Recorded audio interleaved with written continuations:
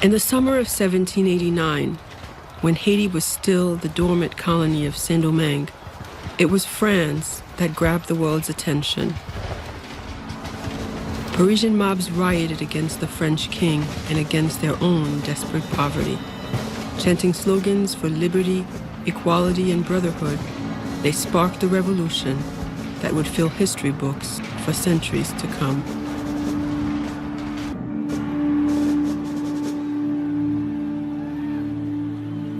In the streets of Paris, the French Revolution meant an end to the appalling privileges of wealth. And France's brand new Congress, called the National Assembly, it meant the ideas of Europe's most radical thinkers could be realized.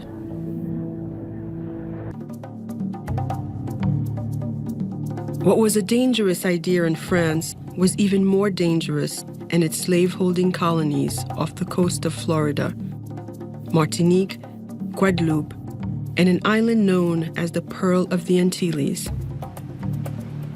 Today, the western half is Haiti. Then it was the French colony of Saint Domingue.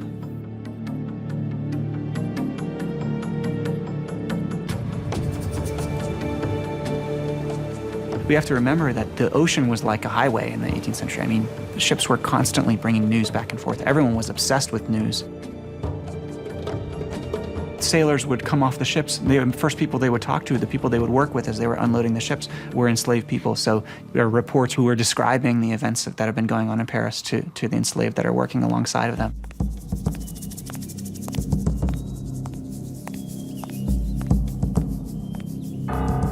Few intended colonial slaves should take democratic ideas to heart. Far too much was at stake. Sugar greased the wheels of the 18th century economy, and Saint Domingue was the sugar capital of the world. Some blacks managed to escape slavery. Many had been born free, fathered by white planters. Others had gained freedom through their own wits or talents.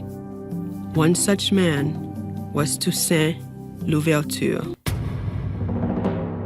Toussaint is, I think, one of the most incredible figures that I know about in many ways.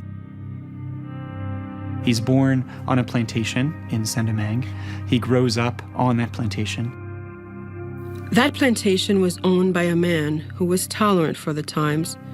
Toussaint was taught to read and write as a child. He had businesses, had contacts in the US and elsewhere, bank accounts, managed his affairs pretty well. The man was endless in organizational capacity. I mean, he would have been a fantastic CEO today.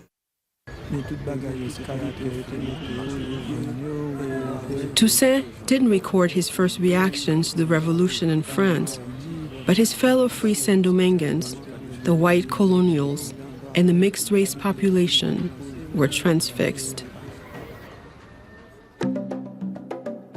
In 1789, there were about 40,000 white people and about 30,000 colored people who were, of course, their sons and cousins and so on and so forth, who were landowners themselves, many of them slave owners themselves, many of them very effective businessmen. On the night of August 22nd, 1791, 1,000 enslaved Africans attacked their masters.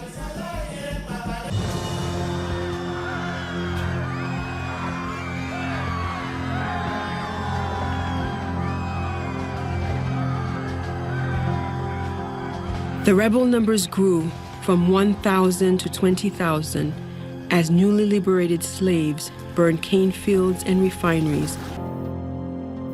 Whites and mixed-race people fled to the capital city for mutual protection. From there, they watched firestorms on all horizons.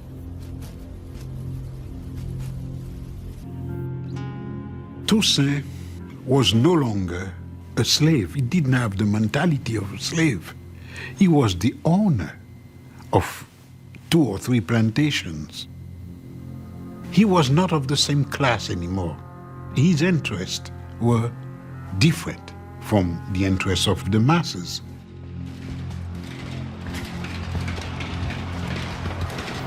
But Toussaint's first reaction to the raging violence was based neither on money nor race. It was personal. He went back to the plantation where he had been born to protect his former owners.